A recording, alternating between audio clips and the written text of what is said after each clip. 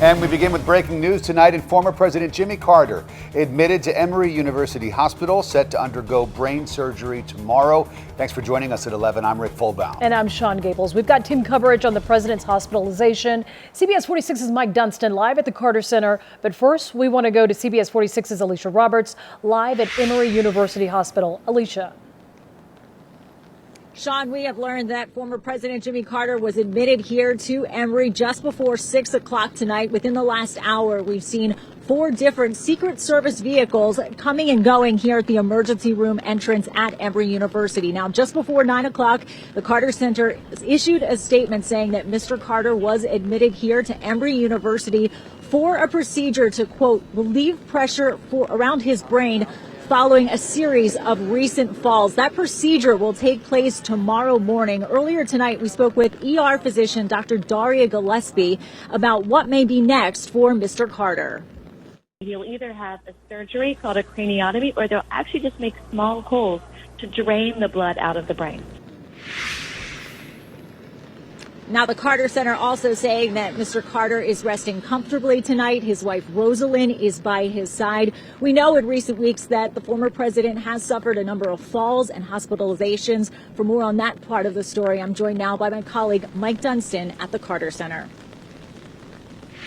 Hey, Alicia, that trouble, well, it started about 6 months ago, but every single time President Carter seemed to bounce back. Back on May 13th, President Carter fell while getting ready to go on a hunting trip. He broke his hip, but he bounced back quickly. Then 5 months later, he took a tumble on October 6th, but in Energizer Bunny-like fashion, was back to work the next day, building a house for Habitat for Humanity. Well, I feel good. I broke my hip a few months ago, and I've been in rehab since then. And yesterday, I fell down and hurt my forehead.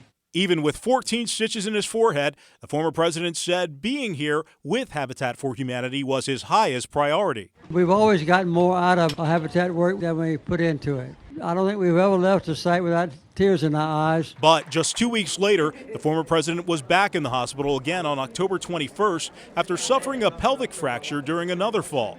He was down but not out, and it didn't keep the 95-year-old from teaching his Sunday school class at his home church in Plains, Georgia, about 2.5 hours south of Atlanta. The former president told his class he is not afraid of death. And back live within the past 90 minutes, President Carter's Maranatha Baptist Church announcing his niece is actually going to be taking over Sunday school duties this Sunday. Of course, tonight, everybody here in Metro Atlanta is hoping, wishing, and praying for a speedy recovery for the former president. Live at the Carter Center, Mike Dunstan, CBS 46 News. Mike, thanks very much. And stay with CBS 46 as we follow the president's medical procedure tomorrow. And remember, you can count on CBS 46 and our app to get the very latest updates on his condition sent right to your phone, and also on our morning show, the latest beginning at 4:30 a.m.